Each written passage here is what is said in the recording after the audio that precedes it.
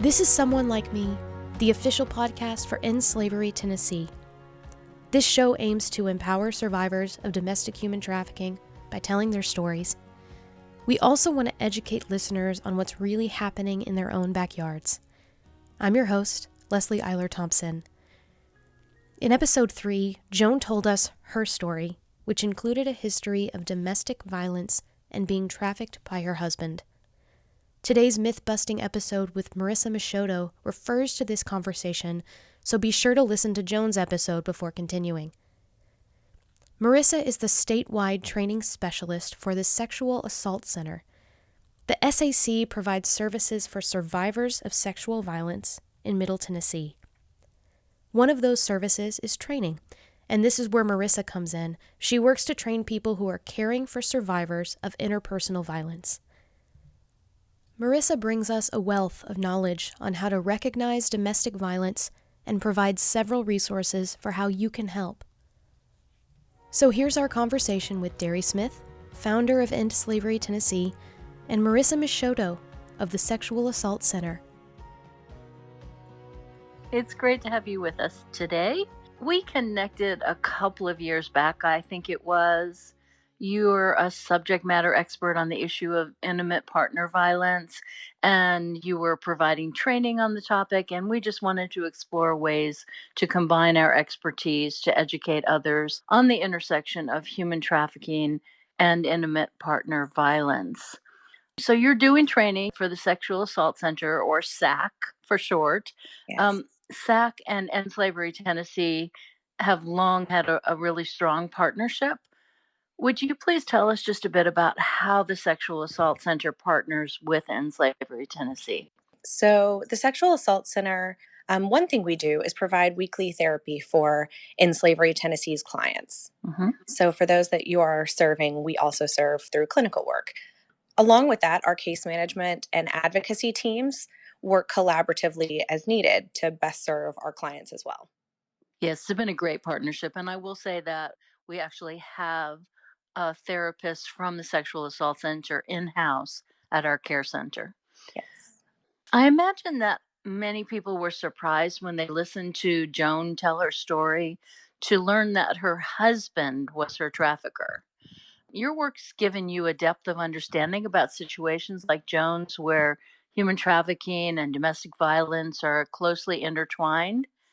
How common would you say that Joan's experience was? Yes. Unfortunately, the intersection of human trafficking and domestic violence is far more common than I think many people realize. In my work with survivors of domestic violence, I would pretty often hear about experiences that describe trafficking within the relationship. Although I'll say it wasn't frequently named human trafficking by the Mhm. individual or by many people that they were coming into contact with. There are just so many myths surrounding domestic human trafficking, so it can be really difficult for a lot of people to spot. So I think that's just one of the reasons why the prevention and education work that organizations like In Slavery Tennessee provide is so important. Once people have a better understanding of what both issues really look like, we'll get a better idea in terms of data regarding frequency of occurrence. And then I hope survivors can receive more comprehensive sources of healing and resiliency all across the nation. Something interesting I heard you say, if I could jump in, on the victim level, what I heard you say was that sometimes they don't even know the difference between domestic violence or human trafficking or where those lines are. And so often you run into them not knowing kind of what's actually happening. It's difficult to sort of put parameters because these are so intertwined in a lot of instances, and I think that that sort of lack of good information across all of our society regarding human trafficking is just lacking. Then, as members of our society, those that experience human trafficking sometimes aren't aware that that is what's going on. It feels like survival, which I appreciate that Joan mentioned as she was talking about her story.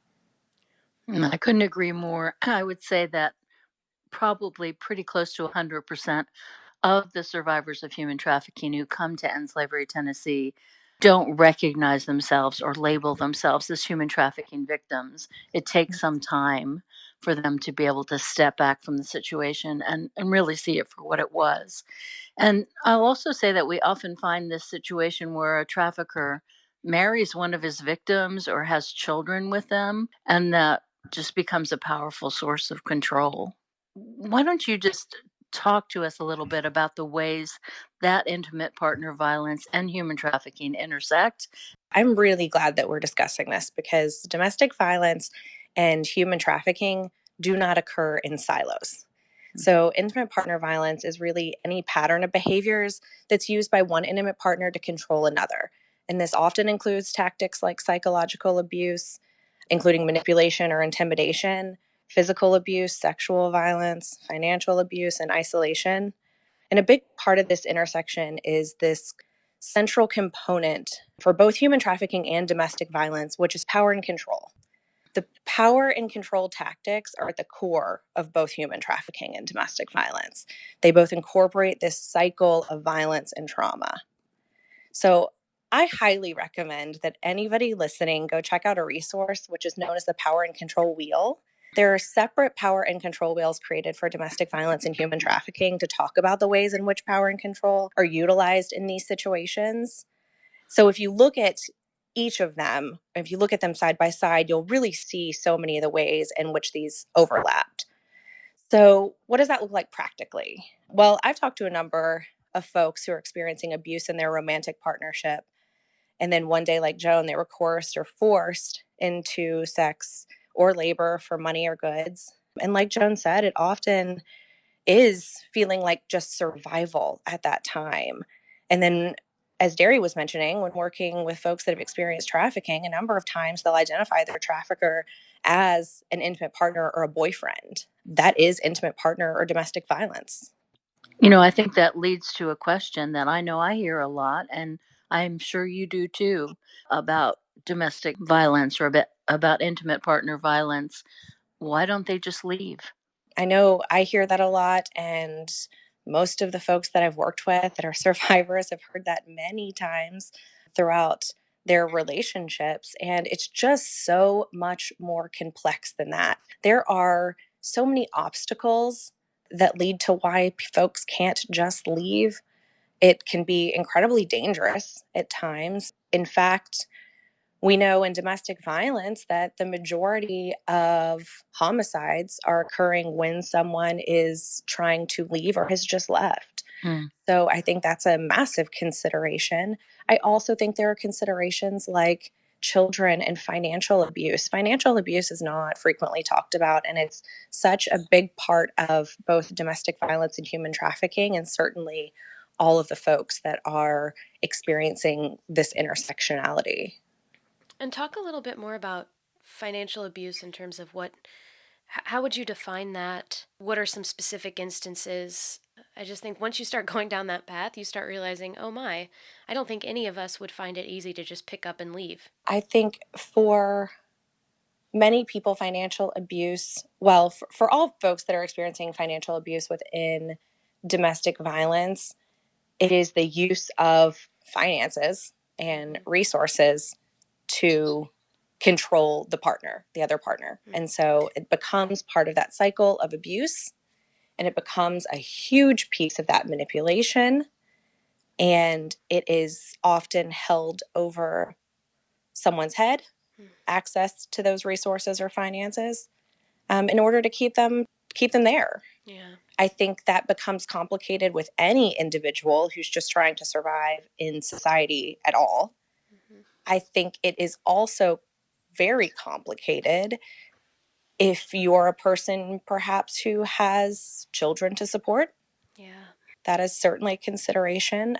Our system is not set up to be able to just take off with your children without financial resources and housing, etc. So I think there are just so many considerations when it comes to finances that it becomes, I would say, one of the biggest pieces of domestic violence in terms of obstacle. That's very helpful, Marissa. And the same thing intersects with human trafficking, where traffickers control the money, require a certain amount be made every day, or there'll be dire consequences. So there are so many people who might notice signs of a situation like Joan's. I'm thinking, an apartment manager or a child's teacher, for example. What are the signs that people should pay attention to? So there are many warning signs for each of these. Some of those might include isolation, which we kind of touched on, the individual not having a support system or relationship outside of that partner. Signs of control within the relationship. So maybe somebody not being able to freely and independently speak, always deferring to their partner or Mm, seeming to be coached on what to say. Mm. Other signs might be the partner always being present, which I don't know that society thinks about a whole lot, but I would say a constant presence, sometimes when unnecessary, certainly would wave a flag. And then possible physical injuries or signs of emotional abuse like insults and put downs. mm. So, my hope is that people continue to learn about the complexities and possible warning signs of both human trafficking and domestic violence so that they can offer help whenever possible. And then I also think it's important to clarify that when I say offer help, I'm not talking about this idea of rescue, Mm. which is not always the most helpful or wanted approach. And so instead, I recommend knowing local resources like crisis lines, knowing who your local organizations are, like in slavery, so that you can refer someone who's potentially experiencing this to the appropriate resources. That is great, and I'd like to talk about that a little bit more. We actually have red flags, a pretty comprehensive list for human trafficking found on the End Slavery website, and that's endslaverytn.org. If you look under Learn, then red flags, and we would encourage you to save the Tennessee Human Trafficking Hotline number on your phone so it's readily available if you need to call. That number is 855 558 6484. It's not one that's really easy to remember, so it's really good to save it on your phone. And if you're outside Tennessee, you can save the National Human Trafficking Hotline number, which is 888 373 7888. Those lines are available 24/7, and you can remain anonymous if you choose to. And I would add to what Marissa said and say if you see signs in public of what might be human trafficking, something doesn't seem right, it's not safe for you to jump in and do something about it. What you should do is safely notice as many details as you can, what people are wearing, if there's a license plate you can see, any details, and report those to the people on the human trafficking hotlines. Is there anything else that you'd like to add today, Marissa, that we haven't covered? When we're speaking about the hotlines or crisis lines that are available, I would just like to add that if you believe you've noticed a situation like Jones, you suspect that there's trafficking and or domestic violence, those crisis lines are available for you as well to sort of parse through what you're seeing and figure out what next steps you should or could take while also considering the safety of everybody involved. That's a good So I point. wouldn't hesitate to call and really talk through that with professionals that are there just for that purpose. That's an excellent point. And I know the people who answer the lines have told us they would rather somebody be wrong and call them than Mm. to be right and not call them. That's huge. If I could ask a question real quick, one of the themes in Joan's story was that this was something that she grew up in a household of domestic violence and trafficking, and it was kind of expected that she would be trafficked even as a and they didn't use that word, but it was expected that you would at some point use your body for the exchange of money or something like that. Can you talk a little bit to children within situations like that, domestic violence situations with their parents, with their family? Do we know that there are patterns for these children growing up? Do most of them go into that sort of life as they mature, or is there some sort of way that there can be intervention? What can we do as teachers, as people in the community to help these children? Yeah, I can start to answer that a bit. I would say there's something known as ACEs, which are adverse childhood experiences. Mm-hmm. Domestic violence is one of them. So That is one of the things that we look at to help determine kind of the needs of children in our society and how we need to respond to build resiliency and stack the odds back in their favor when they have experienced these adverse things in their childhood. So, familiarizing ourselves with things like ACEs and their resiliency toolkits for our youth would be a really good first step. And I really steer away from saying anything like most. So I wouldn't say that like most children who have witnessed or been in a home where domestic violence is occurring then later experience these things. We do know that it certainly does not stack the odds in your favor, and there is some increased likelihood that you will encounter it again later in your life, though. That's good to So know. early recognition and intervention through support really can make all of the difference. That's great. Talking with people like Marissa and Derry are great ways to understand the complexities of interpersonal violence, which includes domestic abuse as well as human trafficking. Thank you to Marissa for joining us on Someone Like Me for this episode. We wanted to reiterate the hotline numbers again so you can save them in your phone and have them at your fingertips. The Tennessee Human Trafficking Hotline number is 855-558-6484.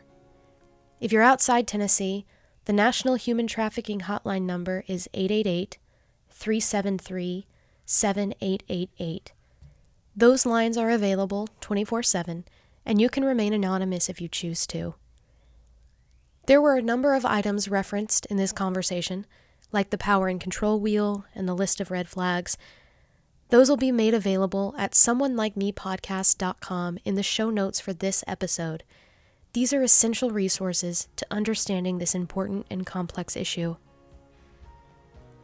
End Slavery Tennessee thanks Joan's Legacy Group for their continued support and exclusive sponsorship of this first season of Someone Like Me. Executive producer is Derry Smith. Producer and editor is Gregory Byerline. Music by Kurt Goebel. If you like what you're hearing, please tell a friend and subscribe so you never miss an episode. I'm Leslie Eiler Thompson. Thank you for listening.